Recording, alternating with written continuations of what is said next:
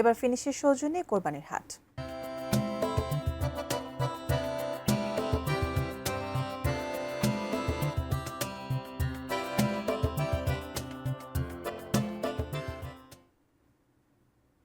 চট্টগ্রামে কোরবানির পশুর তুলনায় ক্রেতার সংখ্যা কম। সাগরিকা পশুর হাট থেকে বিস্তারিত জানাতে সরাসরি যুক্ত হচ্ছেন চট্টগ্রাম প্রতিনিধি মনিরুল ইসলাম পারভেজ। আগামীকালকে ঈদ, এখন পর্যন্ত পশু কেনাবেচা চলছে এবং আজকে সারাদিন রাত ধরেই চলবে। তো চট্টগ্রামে পশু কেনাবেচার সর্বশেষ কেমন অবস্থা আপনি দেখতে পাচ্ছেন এখন পর্যন্ত? সাগরিকা হাটে এসেছি। এখানকার যে পশুগুলো রয়েছে, এখানে গরু, ছাগল, মহিষ সব ধরনের যে হাটগুলো চট্টগ্রামে বিদ্যমান রয়েছে তার মধ্যে একটি বড় হাট। অবশ্য আমরা সকাল থেকে দেখেছি যে পশুর তুলনায় ক্রেতার সঙ্গে অনেক কম।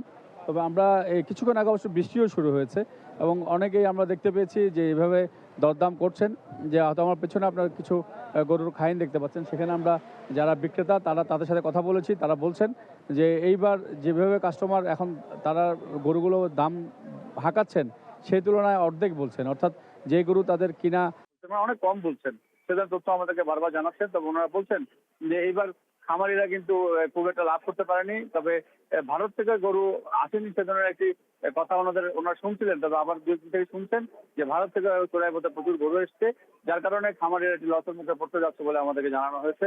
তো সব মিলে আসলে এখনকার ক্রেতা শূন্য সে ধরনের একটা অবস্থায় বলা চলে। এটি একটি বৃষ্টির কারণও রয়েছে। তবে আর এখানকার যে হাটটি, এই হাটে অনেক বড় বড় গরু রয়েছে। যেই দামের গরুগুলো রয়েছে এখানে 3 লাখ, 4 লাখ, 5 লাখ বা এর উপরেও গরু রয়েছে এখানে, সেই ধরনের দামের কিন্তু সেই ক্রেতা কিন্তু এখন দেখা যাচ্ছে না। এবং যেহেতু আর একদিন বাকি, হয়তো এই সর্বশেষ বিকেল বেলা হয়তো বোঝা যাবে যে সে ধরনের গরুগুলো আসলে বিক্রিত হয়েছে কিনা বা বিক্রি মানে না হওয়ার সম্ভাবনা বেশি বলছেন এখানকার যারা বিক্রেতা তারা। তো সব মিলে আসলে জমজমাট বলবো না, এখন ক্রেতা অনেকটা কম আর বৃষ্টির কারণে অনেক কম সেটা আমরা দেখতে পাচ্ছি সাগরিকা হাটে। রমিতা, ফিনিশ আপনার ঘরবাড়ি ও আঙ্গিনা সকল কীটপতঙ্গ ধ্বংস করে।